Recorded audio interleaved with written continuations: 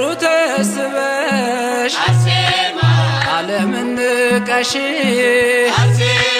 ሰማዕት ልትሆኚ በፈቃድሽ ያትኖስያ ለቅሶ ቆሽችን ሳባባው መስቀሉን አንግበሽ